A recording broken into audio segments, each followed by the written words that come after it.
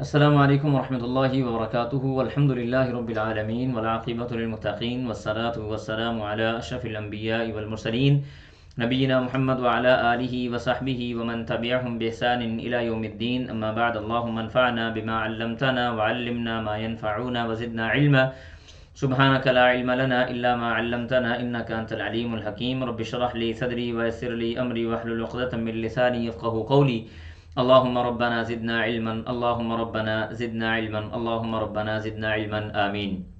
اہلا وسہلا مرحبا، آج ہماری 16ویں کلاس ہے، سبق نمبر 16 ہم انشاءاللہ اللہ کی مدد توفیق کے ساتھ آج اپنا مکمل کریں گے، اور الحمدللہ آج ہمارا جو چوتھا پارہ ہے وہ اللہ کی مدد توفیق کے ساتھ مکمل ہونے جا رہا ہے۔ آج ہم انشاءاللہ سورۃ النساء کو پڑھیں گے۔ کورس کے مقاصد وغیرہ آپ نے دیکھے ہوئے ہیں۔ سورۃ النساء کا اختصار کے ساتھ تعارف آپ کے سامنے موجود ہے کہ یہ مدنی صورت ہے جس کی آیات کی تعداد 176 یعنی 176 ہے، اور اس میں زیادہ تر عورتوں کے احکامات بیان ہوئے ہیں، لیکن اس کے باقی موضوعات بھی موجود ہیں جو آپ کے سامنے یہاں پہ لکھے بھی ہوئے ہیں کہ آیات میں کمزوروں کی مختلف اقسام، وراثت کے احکامات کے بارے میں باتیں ہوئی، یعنی یہ یتیموں کے بارے میں بات ہو رہی ہے، حقوق اللہ کو بھی بیان کیا گیا، اور اس صورت کے اندر زیادہ تر حقوق العباد کا تذکرہ ہے، چاہے وہ حقوق العباد آئلی زندگی کے ساتھ تعلق رکھتے ہوں، یعنی ایک مرد اور عورت کے آپس میں تعلقات ہوں، ان کو بھی حقوق العباد کے اندر ہی شمار کیا جاتا ہے، یا وہ حقوق العباد ہماری سوسائٹی کے ساتھ ریلیٹ کر رہے ہوں، یا پھر حقوق العباد ہماری اولادوں کے ساتھ ریلیٹ کر رہے ہوں، وغیرہ وغیرہ۔ اور اسی طرح سے انشاءاللہ باذن اللہ اس کے اندر ہم جہاد کے حوالے سے بھی پڑھیں گے، اور اسی طرح ان خواتین کے حوالے سے بھی آج ہی کے سبق میں یہ باتیں پڑھی جائیں گی کہ کون سی ایسی خواتین ہیں جن کے ساتھ نکاح ہو سکتا ہے، اور کون سی ایسی خواتین ہیں جن کے ساتھ نکاح نہیں ہو سکتا، کون سی ایسی خواتین ہیں جن کے ساتھ ڈائریکٹ نکاح نہیں ہو سکتا، اور کون سی ایسی ہیں جن کے ساتھ کسی وجہ سے نکاح نہیں ہو سکتا، وغیرہ وغیرہ۔ انشاءاللہ باذن اللہ یہ ساری چیزیں اللہ کی مدد توفیق کے ساتھ ہم مکمل کریں گے۔ تو سورت کا ہم باقاعدہ آغاز کرتے ہیں۔ اعوذ باللہ من الشیطان الرجیم، بسم اللہ الرحمن الرحیم۔ یا ایھا الناس اتقوا ربکم الذی خلقکم من نفس واحدہ وخلق منها زوجها وبث منهما رجالا كثيرا ونساء واتقوا الله الذي تساءلون به والارحام ان اللہ كان علیکم رقیبا۔ یہ سورت کا آغاز ہے، تقوی کے ساتھ ہو رہا ہے، اور اس کے اندر یتیموں کے بارے میں، ناانصافی اور کچھ اور چیزوں کے بارے میں انشاءاللہ باذن اللہ اس صفحے کے اندر بات ہوگی۔ سورت کا آغاز ہوتا ہے یا ایھا الناس سے، اے لوگو، یا ایھا الناس، اے لوگو، اتقو، تقوی اختیار کرو، ربکم، اپنے رب سے۔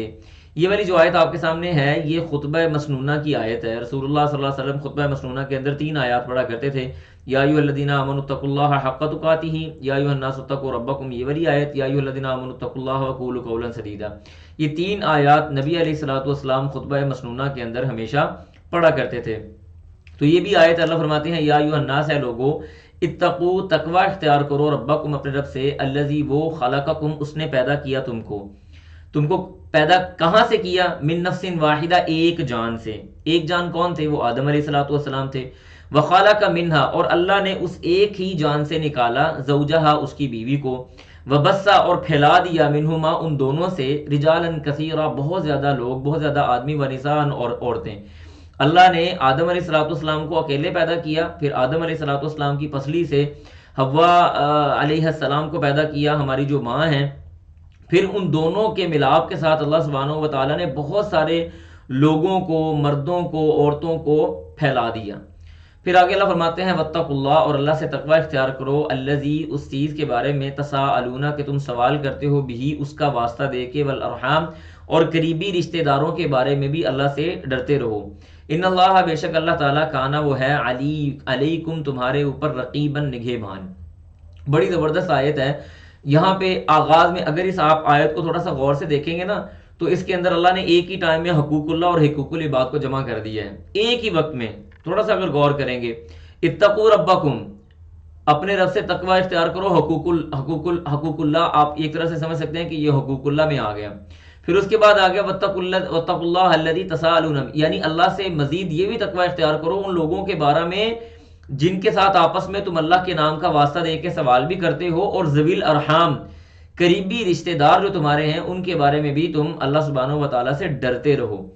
تو میں یہ سمجھتا ہوں واللہ عالم، ہو سکتا ہے کہ اس آیت سے اس صورت کا آغاز شاید اس وجہ سے ہو رہا ہے کہ اس کے اندر اللہ سبحانہ و تعالیٰ ذرا کھلے انداز سے اور ڈٹ کے واضح لفظوں کے ساتھ حقوق العباد بیان کر رہے ہیں، جو آگے جا کے کچھ آیات ہمارے پاس یتیموں کے حوالے سے، مسکینوں کے حوالے سے، اور اسی طرح آئلی زندگی کے حوالے سے جو باتیں ہو رہی ہیں وہ یہ اسی طرف دلیل بن رہی ہیں۔ اس کے بعد فوراً ہی یتیموں کا معاملہ شروع ہو گیا۔ اللہ فرماتے ہیں وَآتُوا، اور دو، الیتامیٰ یتیموں کو، اموالہم ان کا مال، ولا تتبدلوا اور نہ تم تبدیل کرو، الخبیثہ بری چیز کو، بالطیب اچھی چیز کے ساتھ، ولا تاکلوا اور نہ تم کھاؤ، اموالہم ان کا مال، الی اموالکم اپنے مال کی طرف، یعنی اپنے مال کے ساتھ ان کا مال جمع کر کے نہ کھاؤ، انہو بے شک کانا ہے یہ، حوبن گناہ، کبیرہ بہت بڑا۔ اس آیت کے اندر نا دو طرح سے یتیموں کے مال کے حوالے سے بات ہو رہی ہے، بڑا سمجھ لیجیے گا، میں آپ کو مثال کے ساتھ بات سمجھا دیتا ہوں۔ پہلے فرمایا کہ یتیموں کو ان کا مال دے دو، جنرلی بات کر دی۔ اس کے بعد فرمایا کہ آپس میں مال تبدیل نہ کرو۔ مثال کے طور پہ میرا ایک بھائی اللہ کو پیارا ہو جاتا ہے اور اس کا بیٹا پیچھے موجود ہے، مثال دے رہا ہوں نا آپ کو، اس کا بیٹا پیچھے موجود ہے۔ اب میرے بھائی کی جو زمین ہے وہ زمین بڑی اچھی ہے اور میری زمین تھوڑی گندی ہے یا خراب زمین ہے، اس کی زمین پہ زیادہ فصل ہوتی ہے، میری زمین پہ کم فصل ہوتی ہے، تو میں اپنے وہ جو یتیم میرا بھتیجا موجود ہے، میں اپنی زمین اس کو دے دوں اور اس کی زمین اپنے پاس لے لوں۔ اب وہ تو چھوٹا ہے، اس کو تو نہیں پتا کہ کیا ہو رہا ہے کیا نہیں ہو رہا۔ اللہ نے فرمایا ولا تتبدلوا الخبیث بالطیب، بری چیز کے ساتھ اچھی چیز کو تبدیل نہ کرو، یعنی اگر یتیم کے پاس اچھی چیز ہے تو اس کے پاس وہی رہنے دو۔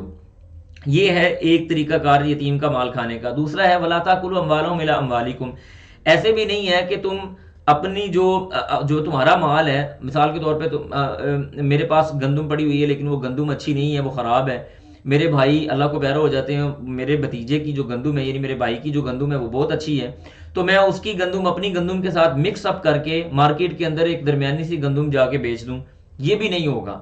جو اس کی گندم ہے وہ اچھی ہے یا بری ہے وہ اس کی ہے، جو آپ کی گندم ہے وہ اچھی ہے یا بری ہے آپ کی ہے، یعنی میں آپ کو یہ مثال کے طور پہ دے رہا ہوں، آپ اس کی مثالیں خود بھی بہت ساری بنا سکتے ہیں۔ تو پھر آگے اللہ فرماتے ہیں انہو کانا بے شک وہ ہے، حوبن گناہ، کبیرہ بہت بڑا، یعنی یہ کبیرہ گناہوں میں سے ہے۔ تو آپ نے ان چیزوں کو سمجھتے جائیے گا ساتھ ساتھ، اس کی وجہ کہ ہمارے معاشرے کے اندر یہ چیزیں بڑی عام ہیں۔ اس کے بعد اللہ فرماتے ہیں وَإِن خِفْتُمْ، یہاں پہ بات ہو رہی ہے یتیم بچیوں کی، لڑکیوں کی بات ہو رہی ہے۔ فرمایا وَإِن خِفْتُمْ، اگر تم خوف محسوس کرو، اللہ تقسطوا کہ تم انصاف نہیں کر سکو گے، فی الیتامیٰ یتیم بچیوں کے حوالے سے، فَانْكِحُوا، اب ہمیں کیسے پتا چلا کہ یہاں پہ یتیم بچیوں کی بات ہو رہی ہے؟ یہ فَانْكِحُوا نے آگے بات بتائی ہے کہ یہاں پہ جو نکاح کے احکامات شروع ہونے جا رہے ہیں، اس بات نے یہ بات بتائی ہے کہ اگر انسان یہ بات خوف محسوس کرے کہ میں کسی یتیم بچی کے ساتھ نکاح کروں گا اور میں اس کا حق مہر پورا نہیں ادا کر سکتا، اور اسی طرح سے یعنی نبی علیہ السلام کے دور میں جب یہ آیات نازل ہوئیں اس وقت بعض ایسے واقعات پیش آئے کہ ایک آدمی نے کسی یتیم بچی کے ساتھ نکاح کر لیا اور اس کو حق مہر ہی پورا نہیں دیا، اور اسی طرح سے ایک آدمی نے ایک یتیم بچی سے صرف اس وجہ سے نکاح کیا کہ اس کے پاس کوئی کھجوروں کا درخت تھا یا کھجور کا کوئی ایک درخت تھا، اس نے کہا چلو یار میں اس کے ساتھ نکاح کر لیتا ہوں، اس کے ساتھ ساتھ یہ درخت بھی میرا ہو جائے گا۔ تو اس وجہ سے یہاں پہ یہ احکامات سختی سے ذرا بیان ہو رہے ہیں کہ وَإِن خِفْتُمْ، اور اگر تم خوف محسوس کرتے ہو، اللہ تقسطوا کہ تم انصاف نہیں کر سکو گے، فی الیتامیٰ یتیم بچیوں کے حوالے سے، فَانْكِحُوا تو تم نکاح کرو، مَا طَابَ لَكُمْ جو تم کو پسند ہو، مِنَ النِّسَاءِ خواتین میں سے، مَثْنَىٰ دو دو، وَثُلَاثَ تین تین، وَرُبَاعَ اور چار چار، یعنی دو عورتوں سے نکاح کرو، تین سے کرو یا چار سے کرو۔ یاد رکھیں کہ شریعت نے، رسول اللہ صلی اللہ علیہ وآلہ وسلم نے، آپ علیہ الصلوۃ والسلام نے زیادہ سے زیادہ میکسیمم ایک وقت میں 4 خواتین رکھنے کا حکم دیا ہے۔ جیسے ایک صحابی تھے رضی اللہ تعالیٰ عنہ، غالباً میرے ذہن سے اس کا نام نکل گیا، سمامہ تھا یا کچھ اور نام تھا، لیکن آخر پہ ثقفی لگتا تھا۔ وہ جب ان کی شادی ہوئی تو ان کے پاس کوئی غالباً 10 یا 11 عورتیں تھیں۔ نبی علیہ السلام نے ان کو حکم دیا کہ ان میں سے جو تمہیں 4 پسند ہے تم وہ رکھ لو اور باقیوں کو چھوڑ دو، انہوں نے ان کو چھوڑ دیا، تو لہٰذا میکسیمم جو تعداد ہوگی وہ 4 ہوگی۔ اب اگلی جو آیت کا جز آ رہا ہے وہ بڑا خوبصورت ہے، اللہ فرماتے ہیں فَإِنْ خِفْتُمْ، اگر تم خوف محسوس کرو کہ اللہ تعدلوا تم عدل نہیں کر سکتے، فواحدۃ تو تمہارے لیے ایک ہے۔ یہاں پہ عدل کی تعریف نوٹ کر لیں، عدل کا مطلب ہوتا ہے، یعنی عدل کی ڈیفینیشن کیا ہے؟ ہمارے ہاں عدل شاید بڑا ایک نا ہلکا سا ہم عدل کو لے لیتے ہیں کہ آدھا آدھا دونوں طرف تقسیم کر دیا، آدھا آدھا تقسیم کرنا عدل نہیں ہے۔ عدل کا مطلب ہوتا ہے وضع الشیء فی مکانہ، کسی چیز کو اس کے مناسب جگہ پہ، مناسب محل میں رکھ دینا، یہ عدل ہے۔ اور اس کے مد مقابل یا متضاد وہ ظلم ہے کہ وضع الشیء فی غیر محلہ، چیز کو کسی ایسی جگہ پہ رکھ دینا جو اس کے لیے مناسب نہیں ہے۔ مثال کے طور پہ عدل کیا ہے کہ ایک ہمارے پاس اونٹ ہے اور ایک بکری ہے، اب بکری اور اونٹ برابر چارہ نہیں کھاتے، اونٹ جو ہے وہ زیادہ چارہ کھاتا ہے اور بکری کم چارہ کھاتی ہے، دونوں کو ان کی خوراک کے بقدر دیا جائے، یہ عدل و انصاف ہے۔ اگر آدھا آدھا کریں گے تو ہم کہیں گے کہ جتنا بکری کو دینا ہے اتنا میں اونٹ کو دوں گا تو اونٹ بھوکا رہ جائے گا۔ اگر میں کہوں گا کہ جتنا میں نے اونٹ کو دینا ہے اتنا ہی میں نے بکری کو دینا ہے، تو وہ جو اضافی چارہ اس کے پاس جائے گا وہ سارا خراب ہو جائے گا۔ لہٰذا چیز کو اس کے محل اور مناسب جگہ پہ رکھ دینا، اس کو عدل کہا جاتا ہے۔ اللہ فرماتے ہیں کہ اگر تم ان کے درمیان میں عدل نہیں کر سکتے، اس بات کا تم اگر خوف محسوس کرتے ہو، فواحدۃ، تو تمہارے لیے ایک عورت ہی کافی ہے۔ او ما ملکت ایمانکم، اگر ایک عورت کے ساتھ بھی عدل ہونا ناممکن ہے تو او ما ملکت ایمانکم، یا پھر وہ ملکت جن کے تم مالک ہو، ایمانکم تمہارے دائیں ہاتھ، یعنی جو تمہاری لونڈیاں ہیں وہ تمہارے لیے کافی ہیں۔ ذالک، یہ ادنا نہایت قریب ہے، اللہ تعولو، کہ تم کسی طرف جھک جاؤ، یعنی تم ظلم کی طرف تمہارا جھکاؤ ہو جائے، یا عدل نہ کرنے کی طرف تمہارا جھکاؤ ہو جائے، یا کسی ایک کی طرف تمہارا جھکاؤ ہو جائے، اس بات سے بچانے کے لیے یہ بات نہایت قریب ترین ہے۔ پھر اس کے بعد اللہ فرماتے ہیں وَآتُوا النِّسَاءَ، اور تم دو خواتین کو صدقاتہن، ان کا حق مہر، نحلتاً، خوشی کے ساتھ، یعنی خوشی کے ساتھ، اور اسی طرح سے تم ان کو ان کا حق مہر دو۔ فَإِن طِبْنَ، پس اگر وہ چھوڑ دیں، لکم تمہارے لیے، عن شیء، کسی چیز سے، منہ اس میں سے، نفساً بخوشی، نفساً کا مطلب ہوتا ہے اپنی خوشی کے ساتھ، اگر وہ اپنا حق مہر پورا چھوڑ دیں یا اس حق مہر میں سے کچھ چیزیں چھوڑ دیں، فَكُلُوهُ، پس تم اس کو کھاؤ، ہنیئا مریئا، مزے کے ساتھ۔ ہنیئا مریئا نا، یہ عربی زبان کے اندر بڑا خوبصورت لفظ ہے، جس کا مطلب ہوتا ہے بے فکر ہو کے، مزے کے ساتھ، لاپرواہ ہو کے کسی چیز کو استعمال کرنا۔ ہنیئن، خوشی کے ساتھ، مریئا، بے فکر ہو کے اور مزے کے ساتھ، تو تمہیں کوئی مسئلہ نہیں ہے، تم بے فکر ہو کے اس کو کھا سکتے ہو۔ تو انشاءاللہ امید ہے کہ یہ بھی آیت کلیئر ہو گئی ہوگی۔ کہ یہاں پہ ایک اور بات بھی یاد کرنے، یہ چند دن پہلے مجھ سے سوال ہوا، کسی مجلس میں بیٹھے ہوئے تھے تو بندہ کہنے لگا جی کہ اللہ نے قرآن میں یہ بات کہی ہے کہ تم عدل کر ہی نہیں سکتے، لہٰذا تم ایک ہی نکاح کرو۔ میں نے کہا اللہ سبحانہ و تعالیٰ نے قرآن میں کہیں یہ بات نہیں کہی کہ تم عدل کر ہی نہیں سکتے، بلکہ اللہ نے فرمایا کہ اگر تم خوف محسوس کرو کہ تم عدل نہیں کر سکتے تو پھر تم نے ایک کرنی ہے۔ یہ دونوں جملوں کے اندر زمین آسمان کا فرق پڑ جاتا ہے پوری عبارت کے اندر۔ اگر ہم یہ کہیں کہ اللہ نے کہا ہے کہ تم عدل کر ہی نہیں سکتے، تو پھر 4 کا حکم دینا ہی بنتا ہی نہیں ہے، لاجیکلی غلط ہے، ٹھیک ہے نا جی۔ اور اگر یہ کہا جائے کہ اگر تم خوف محسوس کرتے ہو کہ تم عدل نہیں کر سکتے تو پھر ایک ہے، تو اس کے اندر آپشن موجود ہے، جو بندہ عدل کر سکتا ہے وہ سب کو دے۔ اور عدل کی بھی دیکھیں یہ 2 قسمیں ہیں، ایک یعنی 2 طرح کا عدل ہوتا ہے۔ ایک ہوتا ہے جسمانی عدل، اگر کوئی مرد اس کے اندر جسمانی قوت اتنی ہے کہ وہ عورت کے جسمانی حقوق پورے کر سکتا ہے تو وہ شادی کرے، نمبر 1۔ نمبر 2، مالی حقوق، مالی حقوق بھی اگر وہ پورے کر سکتا ہے تو پھر وہ شادی کرے۔ دونوں میں سے اگر ایک بھی عدل کی قسم یا دونوں میں سے ایک بھی جو راستہ ہے اس کے پاس کمی ہے تو اس کو دوسری شادی یا تیسری شادی یا چوتھی شادی ہرگز نہیں کرنی چاہیے۔ اس کے بعد اللہ فرماتے ہیں وَلَا تُؤْتُوا، اور نہ تم دو، السفہاء، نادانوں کو، یعنی نادان سے مراد ایسے بچے، ایسے یتیم، ایسے چھوٹے بہن بھائی جو بھی بیوقوف ہیں، کہ مثال کے طور پہ کوئی آدمی رخصت ہو گیا، اللہ کی طرف چلا گیا، اب اس کا مال، میں مثال اپنی دیتا ہوں، میں حالانکہ چھوٹا ہوں، چلے میں کہتا ہوں کہ میں بڑا بھائی ہوں، اب میں بڑا بھائی ہوں، مال میرے پاس آ گیا ہے، اب میرا چھوٹا بھائی وہ بھی نادان ہے یا کوئی ایسی حرکتیں کرتا ہے جو صحیح نہیں ہے، تو فوراً اس کی طرف اس کا مال نہیں دے دینا چاہیے، یا یتیم کو فوراً اس کا مال نہیں دے دینا چاہیے، ابھی وہ نادان ہے، ابھی وہ بچہ ہے، اس کو پتہ ہی نہیں ہے، وہ مال ختم کر دے گا، خرچ کر دے گا، ضائع کر دے گا، اس کو روک کے رکھنا ہے۔ اللہ فرماتے ہیں وَلَا تُؤْتُوا، اور نہ تم دو، السفہاء، نادانوں کو، یا اموالکم، ان کا مال، التی، اپنا مال، یعنی التی، وہ مال، جعل اللہ، جس کو بنایا اللہ تعالیٰ نے، لکم، تمہارے لیے، قیاماً، یعنی قائم رہنے کا ذریعہ، یا کھانے کا ذریعہ، یا اپنے ذریعہ معاش والے معاملات کا ذریعہ۔ قیاماً کا مطلب ہوتا ہے کسی چیز کو، یعنی اپنے لیے ذریعہ معاش، ایک طرح سے کہہ لیں کہ تم اسی کے وجہ سے تم کھڑے ہو۔ یہ جو مال ہے یہ ذریعہ معاش ہوتا ہے، انسان کے پاس اگر اکانومی مضبوط نہیں ہے، مال نہیں ہے، یا اس کا مال ہوا میں ایسے اڑا دیا جاتا ہے تو اس کے لیے بڑی پریشانیاں بنے گی، اس لیے فرمایا کہ وہ تمہارے لیے اس چیز کا ذریعہ ہے۔ وَارْزُقُوهُمْ، اور تم ان کو رزق دو، یعنی یہ نہیں ہے کہ تم ان سے سارا مال روک لو، بلکہ تم ان کو کھانا فراہم کرو۔ وَارْزُقُوهُمْ، ان کو رزق دو، فیہا، اس میں سے، وَاکْسُوهُمْ، اور ان کو کپڑے پہناؤ، وَقُولُوا، اور کہو، لَهُمْ، ان کو، قَوْلًا مَعْرُوفًا، اچھی بات، دستور کے مطابق اور بہترین بات تم انہیں کہو۔ اس کے بعد اگلی آیات میں اللہ فرماتے ہیں اگلے پیج کے اندر کہ وَابْتَلُوا الْیَتَامَى، یہاں پہ بھی یہ بات یاد رکھیں، یہ بڑی زبردست آیت ہے، یہ پچھلی آیت کے ساتھ ریلیٹ ہو رہی ہے۔ فرمایا وبتلو، اور تم آزماتے رہو الیتامہ یتیموں کو تم آزماتے رہو، حتیٰ یہاں تک کہ اذا جب بالغوا وہ پہنچ جائیں النکاح نکاح کی عمر کو، یعنی جب وہ بالغ ہو جائیں تم ان کو آزماتے رہو۔ آزمانے سے کیا مراد ہے؟ مثال کے طور پہ کوئی معاملہ ان کے ہاتھ میں دے دیا کہ چلو بیٹا یہ کام کر کے دکھاؤ مجھے تم کیسا کرتے ہو، ان کو کوئی سودا سلف لینے کے لیے بھیج دیا کہ یہ پیسے بچا کے آتا ہے، یہ پیسے فضول لگا کے آتا ہے، اچھی چیز لے کے آتا ہے یا بری چیز لے کے آتا ہے، ان چیزوں کے ساتھ ان معاملات کے ساتھ سمجھ آ جائے گی کہ بچہ بڑا ہو چکا ہے کہ نہیں بڑا ہوا، یعنی وہ اس کی سوچ اور میں پختگی آئی ہے کہ نہیں آئی۔ مطلب میں نے دیکھا ہے ہمارے ایک عزیز کے اندر میں نے یہ بات دیکھی، وہ اللہ کو پیارے ہوئے تقریباً 7-8 وہ بہنیں ہیں اور ان کا ایک ہی بھائی ہے، اور بھائی چھوٹا ہے، لیکن وہ بھائی کافی چھوٹا ہونے کے باوجود آج پوری کی پوری فیکٹری اپنے باپ کی چلا رہے ہیں اور بڑے اچھے انداز سے چلا رہے ہیں۔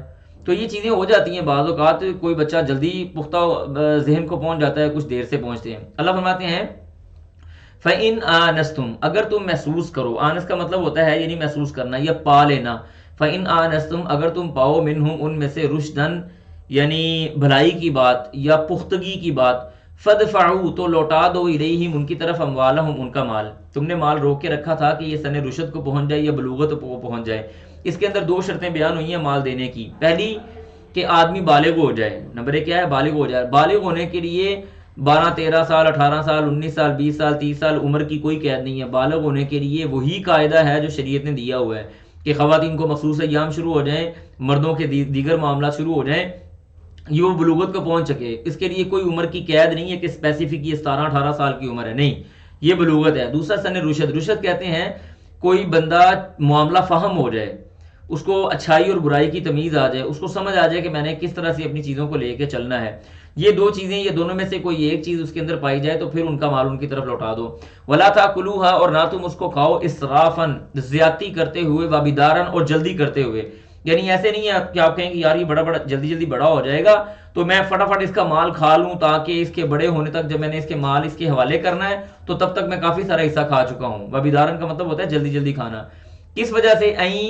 این یکبروا کہ وہ بڑے ہو جائیں، یہ بڑے ہو جائیں۔ ومن کانا اور جو کوئی ہے غنی غنی فلیستعفف اس کو چاہیے وہ فری معاملہ کرے۔ جو آدمی پیچھے جس کے پاس مال پڑا ہوا ہے یتیموں کا، وہ اگر غنی آدمی ہے مالدار آدمی ہے، اس کو چاہیے کہ جو بھی وہ ان کی سیوا کر رہا ہے، جو بھی ان کی خدمت کر رہا ہے، وہ بغیر پیسوں کے کرے۔ ومن کانا فقیرن اور اگر جس کے پاس یتیم کا مال پڑا ہوا ہے یا اس کے پاس وراثت کا مال پڑا ہوا ہے، اگر وہ فقیر آدمی ہے، اس کے پاس پیسہ نہیں ہے، فَلْيَأْكُلْ پس چاہیے کہ وہ کھائے بالمعروفی دستور کے مطابق، اچھے انداز سے وہ کھائے، یہ نہیں ہے کہ وہ فٹافٹ کھا کے سائڈ پہ کر دے کہ چلو جی میں اس کا مال جلدی ہڑپ کر لوں۔ پھر اس کے بعد اللہ کہتے ہیں فَإِذَا دَفَعْتُمْ إِلَيْهِمْ أَمْوَالَهُمْ فَإِذَا اور جب دفعتم تم لوٹا دو یا حوالے کر دو، یعنی اس کا مطلب ہے حوالے کرنا، کسی چیز کا دے دینا۔ فَإِذَا دَفَعْتُمْ اگر تم پس جب تم دفعتم یعنی حوالہ کرو إِلَيْهِمْ ان کی طرف أَمْوَالَهُمْ ان کا مال، فَأَشْهِدُوا تو گواہ بنا لو علیہم اس پر، وَكَفَى بِاللَّهِ اور اللہ سبحانہ وتعالی وہ کافی ہے، حسیباً حساب لینے کے لیے۔ یعنی جب یتیم کو اس کا مال واپس کرنا ہے تو ساتھ میں اس کے خاندان کے اپنے خاندان کے 2-4 بندے بٹھا کے ان کو گواہ بنا لیا جائے کہ جناب اس کے باپ نے اتنا مال چھوڑا تھا، اگر میں غریب تھا، میں نے اپنی جو ان کو خدمت دی ہے یا میں نے جو ان کو اپنی سروسز دی ہیں اس کا میں نے اتنے % حصہ لیا ہے درمیان میں سے اور اتنا میں نے کھایا ہے، یہ وہ مال ہے جو میرے پاس موجود ہے اور یہ میں اس یتیم کے حوالے کر رہا ہوں، تو اس پہ گواہ بنا لینا چاہیے۔ بس اختصار کے ساتھ میں آپ کو آیتیں بتا رہا ہوں، اب ان کے اندر بڑی ڈیٹیل ہے، اتنی ڈیٹیل میں بندہ جا نہیں سکتا، اختصار کے ساتھ بھی بڑا مجھے لگ رہا ہے کہ میرے لیے بوجھ ہو رہا ہے۔ بہرحال اللہ تعالیٰ قبول کرے اور امید ہے کہ آپ لوگوں کو سمجھ بھی آ رہی ہوگی۔ اس کے بعد آگے جو وراثت والے معاملات شروع ہو رہے ہیں تھوڑے سے، اللہ فرماتے ہیں للرجالی مردوں کے لیے نصیباً ایک حصہ ہے، مما اس چیز سے تارکا جو انہوں نے چھوڑا، یعنی جو پیچھے مال چھوڑ دیا جائے اس میں سے مردوں کے لیے حصہ ہے، مما ترک الوالدان یعنی والدین جو مال چھوڑتے ہیں، والاقربون اور جو قریبی رشتہ دار مال چھوڑتے ہیں، ان میں سے مردوں کے لیے اللہ نے حصہ رکھا ہوا ہے، وللنساء اور عورتوں کے لیے نصیب حصہ ہے، مما اس چیز سے ترک الوالدان جو والدین مال چھوڑ کے جاتے ہیں، والاقربون اور جو قریبی رشتہ دار چھوڑ کے جاتے ہیں، مما کلا چاہے وہ کم ہو، منہ اس سے، او کسر یا زیادہ ہو، یعنی ایک آدمی فوت ہوا اس کے پاس پیچھے اربوں روپیہ پڑا ہوا ہے، یہ کسر ہے، زیادہ مال چھوڑ کے گئے۔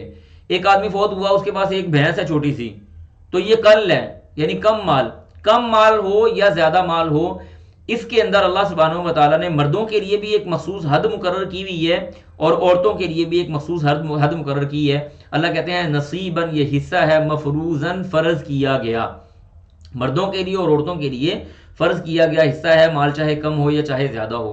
پھر اس کے بعد آگے اللہ فرماتے ہیں وَإِذَا، اور جب حضر وقت آ جائے القسمت تقسیم کرنے کا، مال کو تقسیم کرنے کا جب وقت آ جائے تو اولو القربا قریبی رشتہ داروں کو بھی دینا چاہیے کچھ نہ کچھ، والیتامى اور یتیموں کو بھی دینا چاہیے، والمساکین اور مسکینوں کو بھی دینا چاہیے. فرزقوہم، پس دو ان کو، منہ اس مال سے، وقولوا اور کہو، لہم ان کے لیے، قولا معروفا دستور کے مطابق اچھی بات، ان کو اچھی بات کہنی چاہیے. مثال مطلب اس کا کیا ہے، دیکھیں ورثاء کو تو مال ملنا ہی ملنا ہے نا، اسی طرح جس بندے کے بارے میں میت نے وصیت کی ہے اس کو بھی مال ملنا ہی ملنا ہے. لیکن تقسیم کے وقت بعض ہمارے سامنے غریب لوگ بھی ہوتے ہیں، مسکین لوگ بھی ہوتے ہیں، فقراء بھی ہوتے ہیں، رشتہ دار بھی ہوتے ہیں، تو وصیت کے علاوہ بھی کچھ نہ کچھ مال ان لوگوں کو بھی دے دینا چاہیے تاکہ یہ میت کے لیے کوئی نہ کوئی دعا کر سکیں. یعنی اس طرح سے اس کے اندر حکمت موجود ہے. پھر اس کے بعد اللہ فرماتے ہیں ولیخشا، اور ضرور بضرور ڈرنا چاہیے، الذین، ان لوگوں کو. اب یہ آیت نا بڑی کمال کی آیت ہے، بڑی خوبصورت آیت ہے. اللہ نے ایسی لاجیکل مثال دی ہے نا، سبحان اللہ، میں کہتا ہوں کیا ہی بات ہے. اللہ کہتے ہیں، میں آپ کو اس کو نا اوور ویو سمجھاتا ہوں. اللہ فرما رہے ہیں سبحان اللہ یہاں پہ کہ آدمی کو اس بات سے ڈرنا چاہیے کہ اگر وہ مر جائے اور اس کے پیچھے چھوٹے چھوٹے بچے ہوں تو جو وہ اپنے ان بچوں کے بارے میں محسوس کرتا ہے وہی بات اس کو دوسرے کے بچے کے بارے میں بھی محسوس کرنی چاہیے کہ میں اس کا مال ویسے نہ کھاؤں کہ اگر میں مر جاؤں، میرے بچے چھوٹے ہوں تو ان کا مال اگر کوئی کھائے گا تو میری کیا کیفیت ہوگی. اس کانسیپٹ کو ذہن میں رکھے نا آپ اس آیت کو سمجھیے گا. اللہ فرماتے ہیں ولیخشا، اور ضرور بضرور ڈرنا چاہیے، الذین، ان لوگوں کو، لو ترکو، اگر وہ چھوڑ دیں، من خلفہم، اپنے پیچھے، ذریۃً، اولاد، ضعفا، چھوٹی یا کمزور، خافو، وہ ڈریں، علیہم، ان پر، کہ وہ ان کے بارے میں جو ڈر محسوس کرتے ہیں اسی طرح کا ڈر ان کو بھی محسوس کرنا چاہیے. فلیتقوا اللہ، پس وہ اللہ سے ڈر، فلیتقوا، پس وہ اللہ سے ڈرے، ولیقولوا، اور اس کو چاہیے کہ وہ کہے، قولاً، بات، سدیدہ، بالکل سیدھی اور صاف اور سچی بات کہے. تو انشاءاللہ امید ہے کہ آپ کو یہ بھی آیت اس انداز سے سمجھ آ گئی ہوگی. اس کے بعد اللہ فرماتے ہیں ان الذین، بے شک وہ لوگ، یاکلون، جو کھاتے ہیں، اموال الیتامى، یتیموں کا مال، ظلم کرتے ہوئے، انما، بے شک، یاکلون، وہ کھاتے ہیں، فی بطونہم، اپنے پیٹوں میں، نارن، آگ، یعنی اپنے پیٹوں میں آگ داخل کرتے ہیں. اس حوالے سے بڑی زبردست اور بڑی وعید والی حدیث ہے. رسول اللہ صلی اللہ علیہ وسلم نے فرمایا کہ معراج کی رات جب مجھے جہنم دکھائی گئی تو کچھ لوگوں کو سزا ہو رہی تھی، اور میں نے بعض ایسے لوگ دیکھے کہ ان کے یہ جو ہونٹ ہے نا، یہ اونٹ کی طرح بہت بڑے بڑے ہونٹ بنے ہوئے تھے، اور ایک فرشتہ ان کے ان ہونٹوں کو اٹھا کے اس کے منہ کے اندر آگ کے انگارے داخل کر رہا تھا، اور وہ آگ کے انگارے اس کے منہ میں داخل ہوتے تھے اور اس کے پخانے والی جگہ سے نکلنا شروع ہو جاتے تھے، جس سے وہ اونچی اونچی چیخیں مار کے رونا شروع کر دیتا تھا. دوبارہ وہ انگارے اٹھائے جاتے، اس کے منہ میں داخل کیے جاتے، اور اسی طرح سے وہ نکلتے رہتے. میں نے پوچھا جبریل یہ کون لوگ ہیں؟ جبریل نے کہا رسول اللہ صلی اللہ علیہ وسلم یہ آپ کی امت کے وہ لوگ ہیں جنہوں نے یتیموں کا مال ناحق کھایا ہے.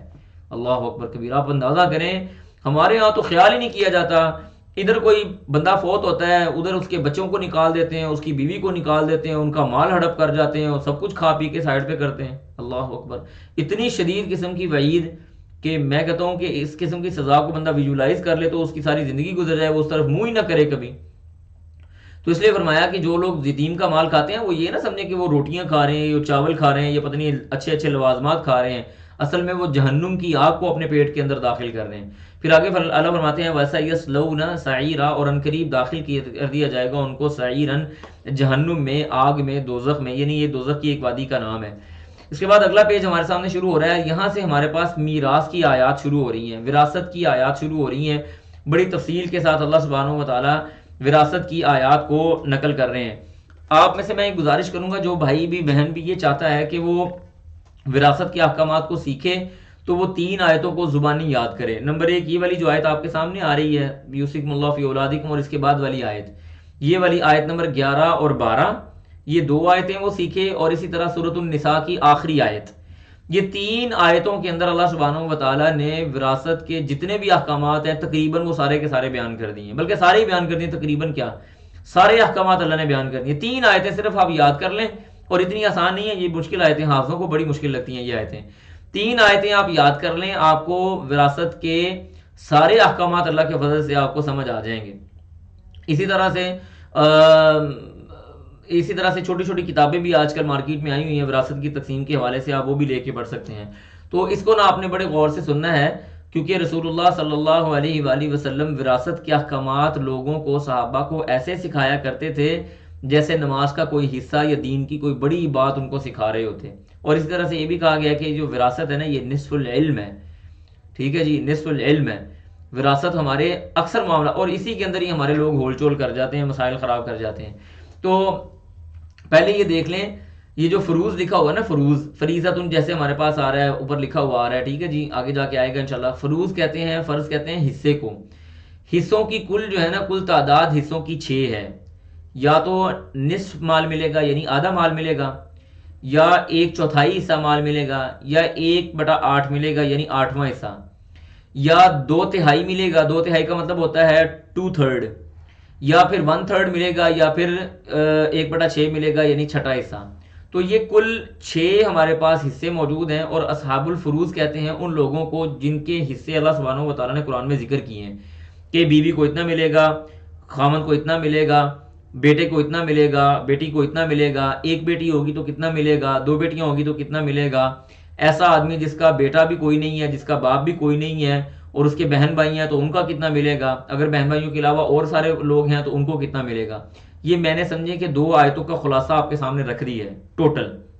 ٹھیک ہے جی، تو اس کو ہم شروع کرتے ہیں. اللہ فرماتے ہیں یوصیکم اللہ، وصیت کرتا ہے آپ کو اللہ تعالیٰ، یعنی وصیت سے مراد نصیحت ہے. فرض کر دیا گیا ہے آپ کے لیے، فی اولادکم، اپنی اولادوں کے بارے میں، للذکری، کہ مذکر کے لیے، مثل ہوگا حظ الانثیین، انثیین یعنی 2 عورتوں کی بقدر. جتنا 2 عورتوں کو ملے گا اتنا ایک مرد کو ملے گا. یہاں پہ میں آپ کو ایک اور اشکال کا جواب بھی دے دوں. معاشرے کے اندر ہمارے ہاں یہ سوال بھی کیا جاتا ہے جی کہ دیکھیں جی اسلام آپ کہتے ہیں اتنا عالمگیر مذہب ہے، حقوق عورتوں کے حقوق کا بڑا علم بردار ہے اسلام، تو عورتوں کو آدھا دیا اور مردوں کو پورا دیا، یا عورتوں کو 1 حصہ دیا اور مردوں کو 2 حصے دیے اس کے مقابلے میں، تو یہ کہاں کا انصاف ہو گیا. یاد رکھیں اسلام جو ہے نا، اسلام معاشرے کا بڑا خوبصورتی سے خیال کرتا ہے. جس بندے کی رسپانسبلٹی زیادہ اس کا حصہ بھی زیادہ، جس بندے کی رسپانسبلٹی کم اس کا حصہ بھی کم. ایک مرد جو ہوتا ہے نا وہ کفیل ہوتا ہے گھر کا، اس نے گھر کے اوپر خرچ کرنا ہے، اس نے مال کو لگانا ہے، اس وجہ سے اس کو زیادہ مال دیا گیا. عورت نے گھر پہ لگانا نہیں ہے. اگر گھر کے اندر بھوک آتی ہے یا بچوں کی اچھی ذمہ داری نہیں پوری ہو رہی، بچوں کو اچھا کھانا نہیں کھلایا جا رہا، ان کی ضروریات کو پورا نہیں کیا جا رہا، اگر عورت کی ضروریات کو پورا نہیں کیا جا رہا تو اس کا جو ذمہ دار یا رسپانسیبل ہے وہ مرد ہے، عورت نہیں ہے. تو مرد نے اپنے معاملات لے کے چلنا ہے. عورت کو مثال کے طور پہ ہمارے پاس 3 دینار ہیں، ایک عورت کو ہم نے 1 دینار دے دیا اور مرد کو 2 دینار دے دیے. اب عورت 1 دینار کے اوپر جیب میں رکھ کے بیٹھ جائے، وہ اس کو کبھی خرچ نہ کرے، اس کو کوئی پوچھنے والا نہیں ہے. لیکن مرد کو وہ 2 دینار خرچ کرنے ہی پڑیں گے کیونکہ اس نے اپنے گھر کی کفالت کرنی ہے. تو اسلام اتنا بھی ظاہری سا دین نہیں ہے جس کو آپ اوپر سے دیکھ کے الزامات لگانا شروع کر دیتے ہیں. یہ بڑا ایک عالمگیر اور یونیورسل دین ہے. اس نے معاشرے کو مکمل طور پہ دیکھنا ہوتا ہے، جج کرنا ہوتا ہے. جس کی ذمہ داری زیادہ اس کا حصہ زیادہ، جس کی ذمہ داری کوئی نہیں ہے اس کو کس بات کا زیادہ حصہ دیا جائے، اس کے لیے حصہ وہ والا نہیں ہے. تو یہ ایک بڑی لاجیکل بات ہے، اس کے لیے کوئی راکٹ سائنس کی ضرورت نہیں ہے. لہٰذا آپ کے سامنے کبھی بھی زندگی میں کوئی ایسا اشکال آئے نا تو فٹافٹ اس کا جواب دے دینا. آپ نے کہا نا ہم نے سیکھا ہوا ہے، کوئی ایسے مسئلے والی بات نہیں ہے. ٹھیک ہے جی. اس کے بعد آگے اللہ فرماتے ہیں فَإِن كُنَّ نِسَاءً، فَإِن كُنَّ، پس اگر ہیں وہ نساءً خواتین، یعنی وہ اگر وہ ساری کی ساری اس کی اولاد عورتیں ہی ہیں، فوق اثنتین، 2 سے زیادہ، تو فَلَهُنَّ، ان کے لیے ہے ثلثا، 2/3 حصہ، ما ترکا، جو چھوڑ دیا جائے. یعنی ترکہ کہتے ہیں وراثت کو. وراثت میں سے ان کو 2/3 حصہ ملے گا، 2/3 حصہ ملے گا. مثال کے طور پہ 100 روپیہ تھا اور بیٹیاں ہیں 2 یا 2 سے زیادہ، 100 روپے کا 2/3 حصہ بنے گا ہمارے پاس تقریباً 66.50 فار ایگزامپل. تو اتنا جو مال ہے وہ ان کو مل جائے گا. وَإِن كَانَتْ وَاحِدَةً، اگر وہ عورت ایک ہے، اگر وہ بیٹی ایک ہے، فَلَهَا النِّصْفُ، تو اس کے لیے ہے آدھا مال. 100 روپیہ ایک آدمی فوت ہوا، 100 روپیہ چھوڑ کے گیا، 50 روپے اس عورت کو چلے جائیں گے. وَلِأَبَوَيْهِ، اور والدین کے لیے ہے، لِكُلِّ وَاحِدٍ مِّنْهُمَا، ان دونوں میں سے ہر ایک کے لیے، السُّدُسُ 1/6، 1/6 یعنی چھٹا حصہ ہے، مما اسی سے تارا کا جو چھوڑ دیا جائے، ان کانا اگر ہے لہو ان کے لیے ولدن کوئی اولاد، مثال کے طور پہ ایک بچہ فوت ہوا، اس کی ماں بھی ہے، اس کا باپ بھی ہے، اور اس کا بیٹا بھی ہے، اس کی اپنی اولاد بھی ہے، تو وہ اپنے جو اس کے جو والدین ہوں گے نا ان کو 1/6 جائے گا. کیوں 1/6 جائے گا؟ والد کو بھی 1/6 جائے گا اور والدہ کو بھی 1/6 جائے گا، اس وجہ سے کہ ان کی اور اس بچے اس آدمی کی اپنی اولاد موجود ہے. ٹھیک ہے. پھر اس کے بعد اللہ کہتے ہیں فَإِن لَمْ يَكُنْ لَهُ وَلَد، فَإِن لَمْ پس اگر لم یکن نہ ہو لہو اس کے لیے ولد کوئی اولاد، وَوَرِثَهُ تو وارث ہوں گے اس کے ابواہ اس کے والدین، فَلِأُمِّهِ تو پس ماں کے لیے ہے الثلث 1/3، ماں کے لیے 1/3 ہے. مثال کے طور پہ خالد فوت ہو گیا، اب خالد کی آگے کوئی اولاد نہیں ہے، اس کی امی بھی ہے اور اس کے ابو بھی ہیں، تو اس کی والدہ کو 1/3 جائے گا. فَإِن کا اور جو اس کا باپ ہوگا وہ باقی سارے کا سارا مال لے لے گا.